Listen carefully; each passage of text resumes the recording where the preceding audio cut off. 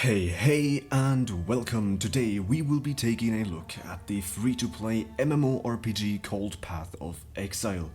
It is a hack and slay type of game that was released in October 2013 and has gotten regular content updates ever since, and it keeps attracting new players. Starting up the game, I am immediately thrown into the character creation. Here I get to choose from 6 obvious criminals who are surrounded by extremely stern-looking guards. The choice to make is between the Duelist, Marauder, Ranger, Shadow, Templar and Witch, with a 7th class, the Scion, to unlock later in the game. Before you at home are having too much trouble picking your class because you can't decide whether you would want to swing axes or shoot lightning, the actual class decision in Path of Exile doesn't matter all too much. That is because in Path of Exile, the skills your character gets to use don't come from simply leveling up and getting them thrown into your action bar. No, here it is the player's decision on what skills they can use by equipping so-called skill gems into sockets on their gear. Important to mention here is that these skill gems level up as you play along the game, making them more powerful, cost less mana to use, etc, so forth. Active skill gems are not the only way to make your character more powerful though, as there is also the ridiculously large passive skill tree, which looks more or less like its own star system and can quickly lead to confusion amongst new players. Unfortunately, it is extremely easy to direct your character into a false direction, which early on is not too simple to undo. On our travels, we often also come across some elite enemy mobs, which are not as easy to beat as others and have some special skills they use. The first one of them to come across when playing is our lovely Hillock here, who is terrorizing the friendly outpost of Lion Eye's Watch. After a couple of fireballs and quite a bit of running around him in circles, he dies and explodes in the desired loot. Generally in Path of Exile, as seen in other games of its genre, it is all about loot, small inventories, and of course, loot. This loot generally drops from pretty much all the monsters in the game, which all come in their various difficulties. There are normal mobs, magic mobs, rare mobs, and unique mobs like Hillock was one. A nice little touch here is that all of them are color-coded for ease of identification. This concept also applies for the various types of loot you will encounter.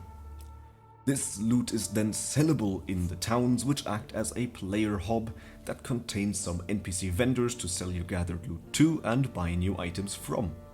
They also have some quests that reward skill points or item upgrades. In addition to all of this, there is also your personal stash for whenever your inventory just gets a little too full, and a waypoint with which you can teleport to any other already found waypoint in the world. The world in Path of Exile is not an open world as it is the case in games such as World of Warcraft, but rather consists of areas to progress through, which are oftentimes extremely large and overwhelming when filled to the brim with enemies. The enemy variation in this game is also quite noteworthy, as there is all types of creatures to encounter out and about. There are zombies, ghost pirates, bestial animals, and these weird tentacle thingies all at your disposal to kill as your heart desires.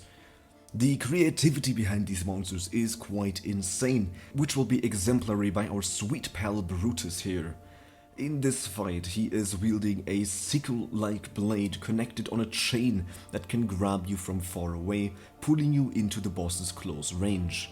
Here he can spawn spikes under your bum, send shockwaves of spiky rocks towards you, and slam earthquakes into the ground. He then also decides that it's cool if he makes it rain skeleton warriors from the skies that fall down still with their cage. This level of creativity is not at all uncommon in the game, and you have to keep in mind that Brutus here wasn't even a boss.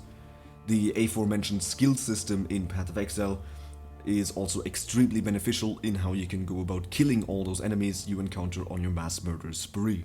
You can shoot poisoned arrows, send fireballs into their direction, jump onto them like a bunny, and protect yourself with a shield of molten stone.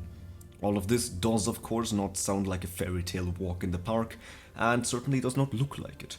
The world of Path of Exile is beautifully dark and gives out the charm of a dark backstreet alley with scary figures lurking around the corner.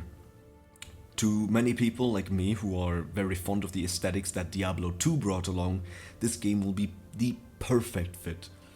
All of the map areas are looking their part and are greatly designed with monsters fitting into them like a dark charm. Even the player hubs are all cold and fitting the location that the rest of the act is based in.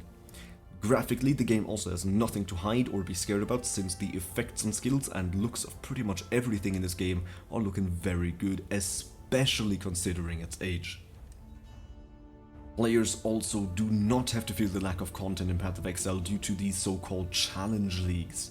These switch every couple of months and bring a unique new mechanic into the game with them. Currently in the Ritual Challenge League, players can activate a so-called Ritual Altar and then murder everything that spawns within it, and how could it be else, get a shit ton of loot for it. When selling this loot to the vendors in town, there is another unique feature about Path of Exile that has to be mentioned. There is nothing like gold or silver in this game as currency to trade with, but rather a lot of items that are seen as so-called currency items.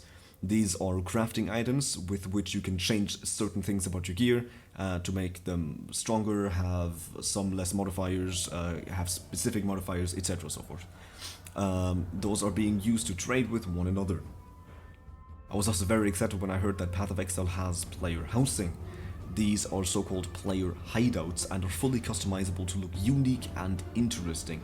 A lot of the end game in Path of Exile is directed from your player hideout, and you can invite other people into it, make it your trading hub to become rich, and lots more.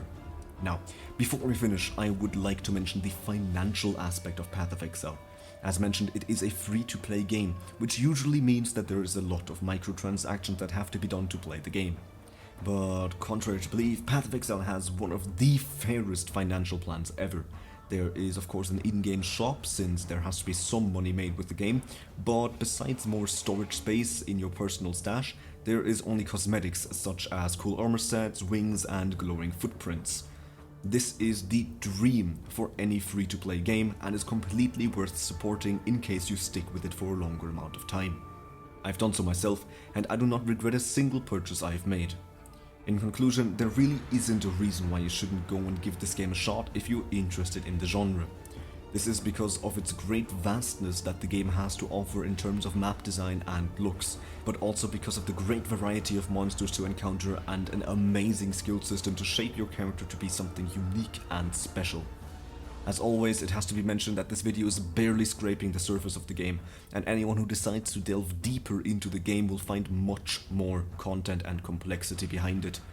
To help with it, there is an astounding community that quite rightfully so is infamous to be extremely helpful towards new players.